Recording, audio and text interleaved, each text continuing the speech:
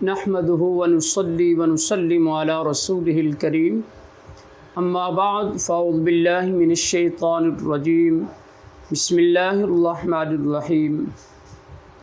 سامعین محترم، آج ہم آپ کے سامنے حاضر ہیں اور آج کا ہمارا موضوع غسل کی سنتوں کے بیان میں ہے۔ عزیزان محترم، کم و بیش 12 غسل کی سنتیں ہیں۔ نمبر 1، بسم اللہ شریف پڑھ کر غسل کی ابتدا کرنا، نیت کرنا۔ نمبر 3، دونوں ہاتھوں کو کلائیوں تک دھونا۔ نمبر 4، شرمگاہ کو دھونا یعنی استنجا کرنا۔ نمبر 5، اگر کسی جسم کے حصے پر کہ نجاست وغیرہ لگی ہوئی ہو تو اس کو دھونا تاکہ وہ جسم پر نہ پھیلے۔ نمبر 6، جس طرح نماز کا وضو کیا جاتا ہے پھر اس طرح وضو کرے۔ اگر ایسی جگہ غسل کر رہا ہے جہاں پر پانی نیچے جمع ہو جاتا ہے تو اس کے لیے حکم یہ ہے کہ پاؤں آخر میں دھوئے جائیں، وضو کرتے وقت نہ دھوئے جائیں۔ اگر ایسی جگہ غسل کر رہا ہے جہاں پانی نیچے جمع نہیں ہو رہا تو ایسی جگہ پر اگر پاؤں بھی دھو لے تو کوئی حرج نہیں ہے۔ نمبر 7، پورے جسم پر جب پانی بہانے لگے تو 3 بار ہر عضو پر پانی بہانا، یہ بھی سنت مبارکہ ہے۔ اور اگر اسی طرح جاری پانی میں جیسے نہر وغیرہ ہے یا سمندر وغیرہ ہے، دریا وغیرہ ہے، کوئی بڑا تالاب وغیرہ ہے جو دہ سے زیادہ ہے، اگر ایسی جگہ غسل کرنا چاہتا ہے وہاں غوطہ لگا کر کچھ دیر ٹھہرا رہے پانی میں تو اس کو بھی سنت کا ثواب ملے گا۔ پانی بہانے میں ابتدا سر سے کرنا۔ نمبر 9، پھر دائیں کندھے پر، اس کے بعد بائیں کندھے پر پانی بہانا۔ نمبر 10، جسم کو ملنا۔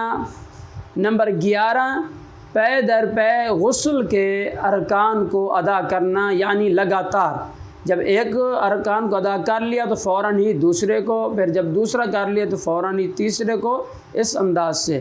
اور نمبر 12، نہاتے وقت قبلے کی طرف رخ بھی نہیں ہونا چاہیے، بالخصوص اس وقت جس وقت کوئی تہہ بند وغیرہ نہ باندھا ہوا ہو۔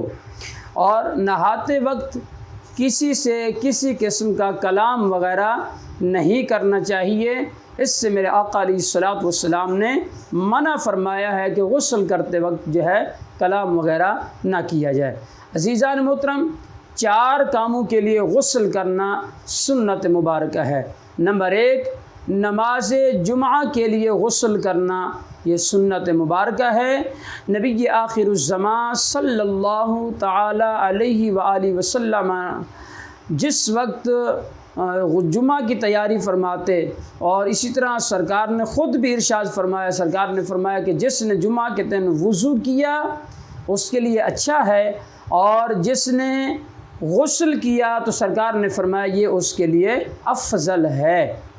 اسی طرح نمبر 2، عیدین کی نمازوں کے لیے غسل کرنا بھی سنت ہے۔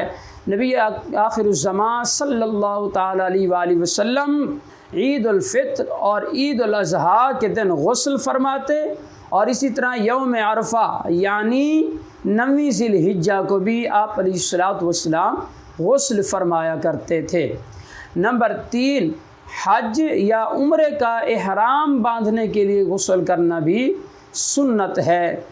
نبی آخر الزمان صلی اللہ تعالی علیہ وآلہ وسلم نے حج اور عمرے کے غسل فرمائے، اور اس کی وجہ یہ ہے کہ حاجی یا عمرہ کرنے والا بارگاہ خداوندی میں حاضر ہو رہا ہے، لہٰذا وہ پاک و صاف ہو کر جو ہے وہ اللہ کے حضور حاضر ہو۔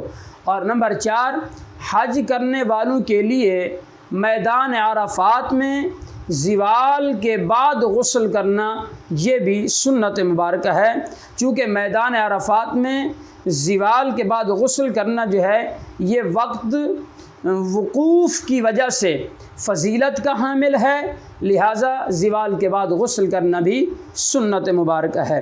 اسی طرح اگر کوئی شخص جنابت کی حالت میں اور کوئی عورت حیض اور نفاس وغیرہ کی حالت میں اگر اس نے اسلام قبول کیا تو اس صورت میں ان پر غسل کرنا فرض ہوگا۔ عزیزان محترم، یہ غسل کی سنتوں کے بارے میں ہم نے آپ حضرات کو بتایا ہے۔ اللہ پاک کی بارگاہ سے دعا ہے اللہ تبارک و تعالی ہم سب کو غسل کرتے وقت فرائض کے ساتھ ساتھ سنتوں پر عمل پیرا ہونے کی بھی توفیق عطا فرمائے۔ آمین۔ وآخر دعوانا ان الحمد للہ رب العالمین۔